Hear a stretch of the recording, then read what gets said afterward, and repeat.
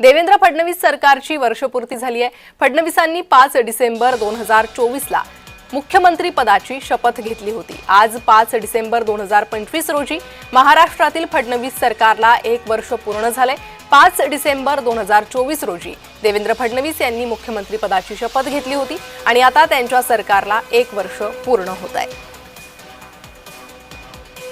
तर भाजप, राष्ट्रवादी काँग्रेस पक्ष आणि शिवसेना या पक्षांचा समावेश असलेली महायुतीची ही वर्षपूर्ती आहे। विधानसभेच्या निवडणुकीत 288 पैकी 235 जागा महायुतीने जिंकून विकासाचं राजकारण आपण करत असल्याचा संबोधलं होतं आणि त्या सरकारला आज 1 वर्ष पूर्ण होत आहे। देवेंद्र फडणवीस सरकारची वर्षपूर्ती ही आज झालेली आहे।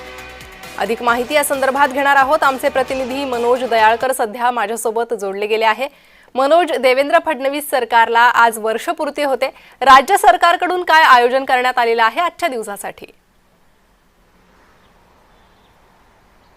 नक्कीच आपण या ठिकाणी बैठक देवेंद्र फडणवीस सरकारला आता या ठिकाणी वर्षपूर्ती झालेली आहे आणि या वर्षपूर्तीमध्ये आपण बघतो मोठमोठ्या योजना या सरकारकडून करण्यात आलेल्या आहेत। त्यामध्ये सर्वात महत्त्वाची योजना म्हणजे लाडकी बहीण योजना आणि त्यानंतर मेट्रो प्रकल्प असेल, समृद्धी महामार्ग असेल, तसेच आपण बघतो भुयारी प्रकल्प असेल, या सर्व मोठमोठ्या योजना या सरकारकडून करण्यात आलेल्या आहेत। पहिला आपण या ठिकाणी बघतो सर्वात मोठा भाऊ हा भाजप होता आणि त्यानंतर आपण बघतो एकनाथ शिंदे यामध्ये हे जोडले गेले होते आणि त्यानंतर आपण बघतो डबल इंजिन सरकार असं म्हटलं जात होतं आणि त्याला साथ देत आपण या ठिकाणी बघतो अजित पवार देखील या ठिकाणी महायुतीला साथ दे या ठिकाणी महायुती ही तयार झालेली होती आणि ट्रिपल इंजिनचं सरकार या ठिकाणी आपण बघतो जोडलं गेलं होतं आणि यानंतर आपण बघतो मोठ्या प्रमाणामध्ये विरोधकांकडून यावरती टीका करण्यात आली होती। महाविकास आघाडी आपण बघतो या ठिकाणी टीका करत होती की ही सरकार चालणार नाही, काही योजना या पूर्ण करणार नाही आणि हे लवकरात लवकर सरकार पडत आपण बघतो या ठिकाणी आता वर्षपूर्ती झालेली आहे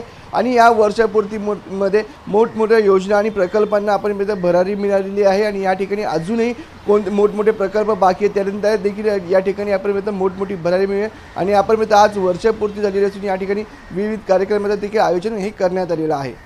जी मनोज, या कार्यक्रमासंदर्भात अधिक माहिती तुमच्याकडनं घेत राहू। तुर्तास धन्यवाद या सविस्तर माहितीसाठी।